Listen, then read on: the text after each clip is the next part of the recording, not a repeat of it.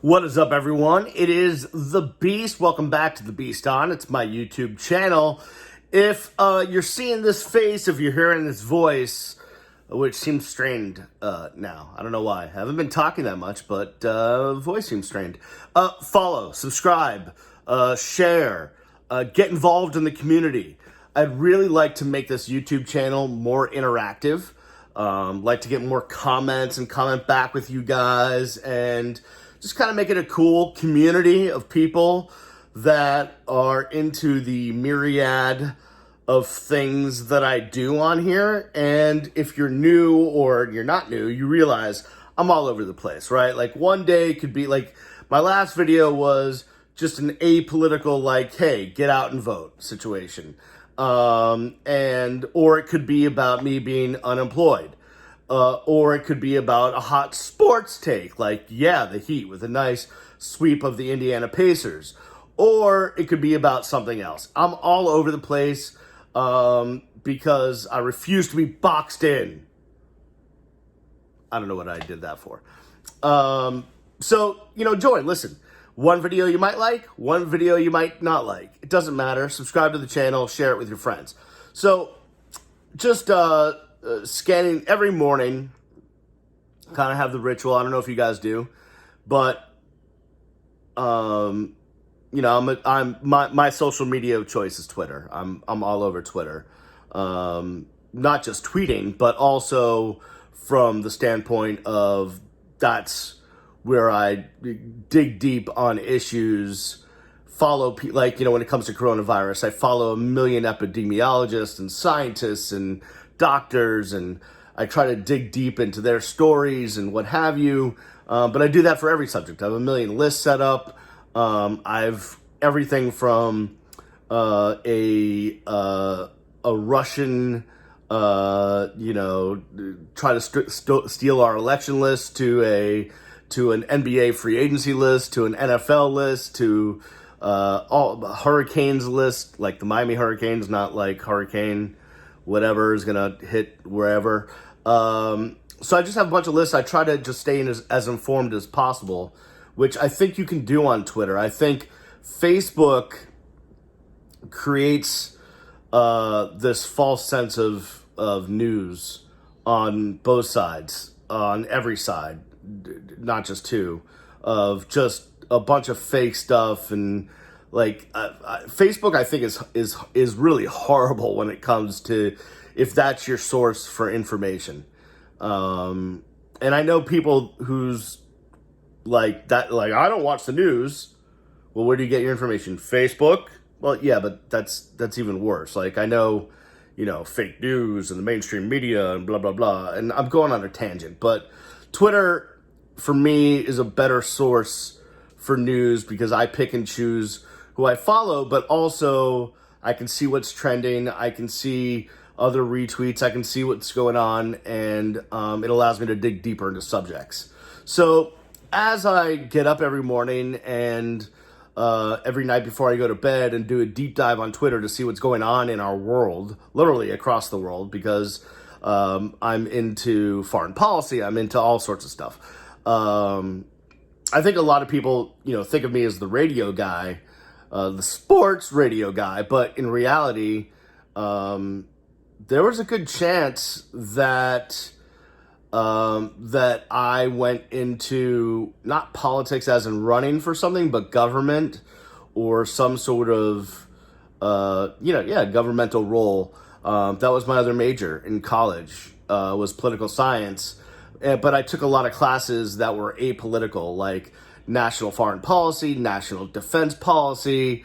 I took a bunch of classes that would have prepared me to be just a run-of-the-mill civil servant, governmental employee for one of the agencies.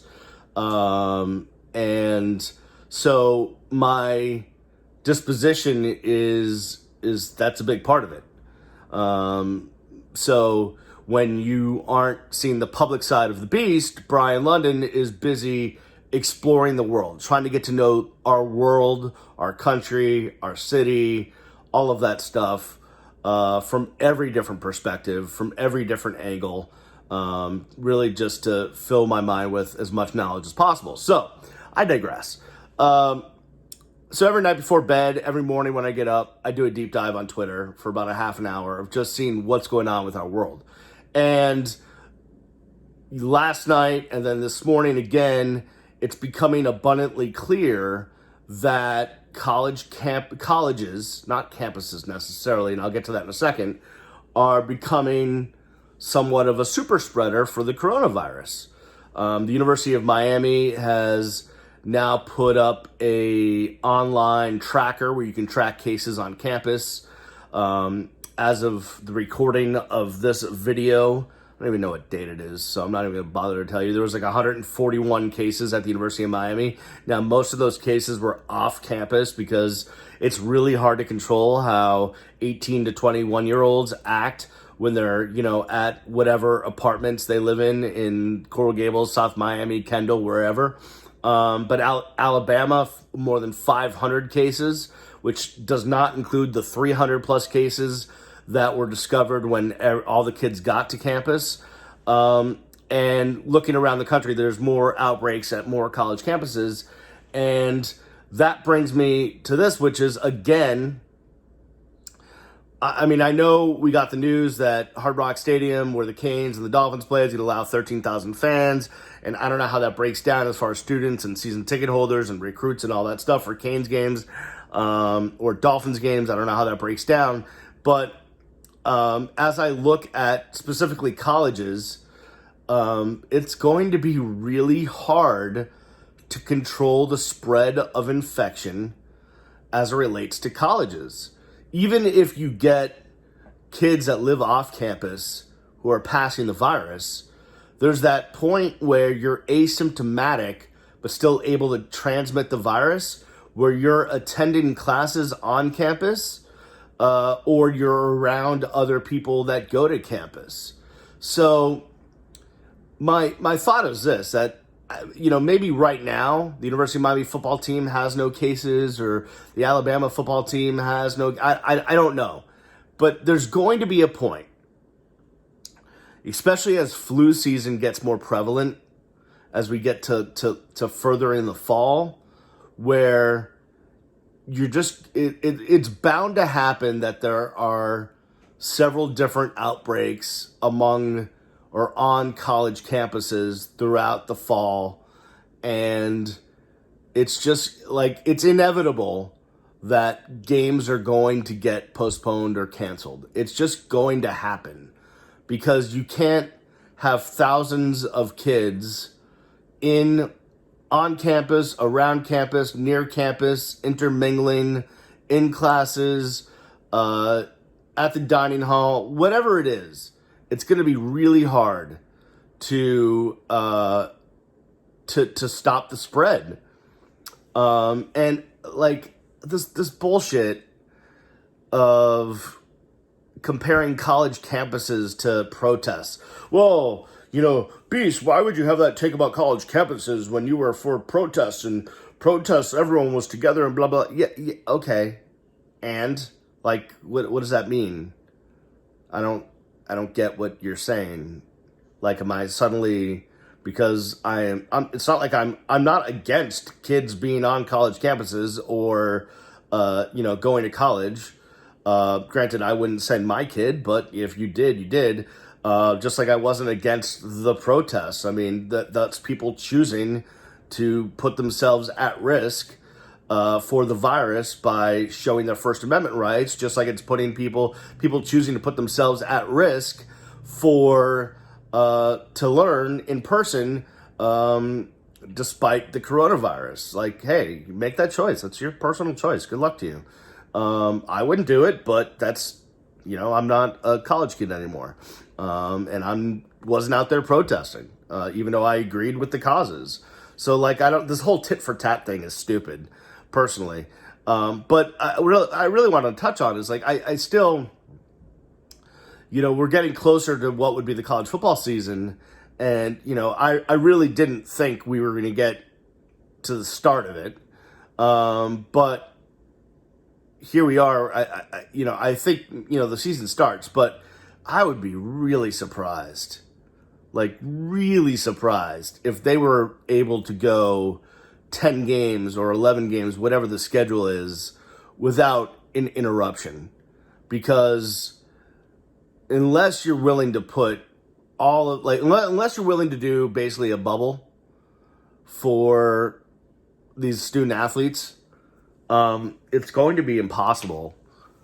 It's just, no matter how much they want to protect themselves, it's just going to be impossible for them not to mix with the rest of the student body on campus or off campus. A lot of the football players live off campus too, in some of the same apartment complexes that regular students live at. And as safe as they want to be, like, it's just, listen, it's a virus that gets spread, and it's going to be tough. And again, listen, I would love nothing makes me happier than college football. You know that. I mean, nothing makes me happier than college football. But I was talking to my buddy who's an emergency room doctor out in California. And he went to Cal. He has Cal season tickets. And obviously the Pac-12 was canceled. And we were just talking about the differences of the state of minds, Pac-12 versus ACC, SEC. And I think the Pac-12 is being pragmatic and realistic and realizing, yeah, okay, maybe we could start the season, but there's going to be enough interruptions. There's going to be problems. There's so many scenarios, just like we found in baseball where, all of a sudden one player from another team tests positive, and then you have to cancel a game, and then what happens to the next game, and all this stuff that, the Pac-12 decided, hey, we're not doing this. We're not playing football. Especially since the NCAA has passed legislation where basically this is a freebie season for guys. They can play as many games as they want or not, and not have their eligibility impacted whatsoever. So I really think that, I still think, and maybe I'm wrong, and I'm a Debbie Downer, and you can call me out on this, and that's fine, because I love the interaction. If I were in charge, and I'm not an epidemiologist, and I'm not a doctor, although I play one in my own mind when I'm on WebMD 24 hours a day, but I wouldn't go there. Like, I just wouldn't go there. To me, it's not worth it. It's not worth it. But again, money talks, right? There's millions and millions of dollars on the line, especially, these schools are going to lose revenue from ticket sales. So if they can play games and be on TV, that's money. So, I get the financial motivation of playing, but on the other hand, there is a human aspect to this, and you cannot tell me, I'm sorry, you can't make me believe that you could have a collection of 300 to 400 people without fans at a stadium, because you need that many to make a game go between players and staff and all that stuff. And they're going to be around each other, and there's not going to be some sort of viral transmission. And it, I don't know how that's possible. So listen, my hope is, hey, I would love for there to be a full season, and the Canes look good, and I can't wait to see the Rhett Lashley offense and De'Aaron King and the whole thing, and that would be awesome. But I just don't know how we get through a full season. I don't know. I really can't wrap my brain around it, to be honest with you. And I've tried, and I know my brain is small, so it's tough to wrap it around many things, but I just don't know how we do it. I really don't. If you have any thoughts, feel free to shoot them in the comments or hit me up on social at Miami Radio Beast. And please, again, subscribe to the channel and share it with your friends. Like, if you saw this on Twitter or Facebook or the IG, whatever post you saw this video in, actually share it, retweet it. Hit the little share button. Don't just like it. I mean, I'm feel fortunate that so many people like the posts. I love the little heart, but let's share it. Let's retweet it. Let's get it out there. Come on, don't you want this face to be in everyone's home? All right, that'll do it for me. I know, I'm all over the place. Hey, by the way, sorry for the surroundings of the master bedroom. As you know, or may not know, wife is a teacher, so she's on the other side of this wall teaching, and son is a student, so he's above this room learning. So all of my spaces where I normally shoot my videos are taken. So I'm basically subjected to my master bedroom all day. That's where I am. Just sitting on my bed, looking at you guys. See you when I see you. Peace.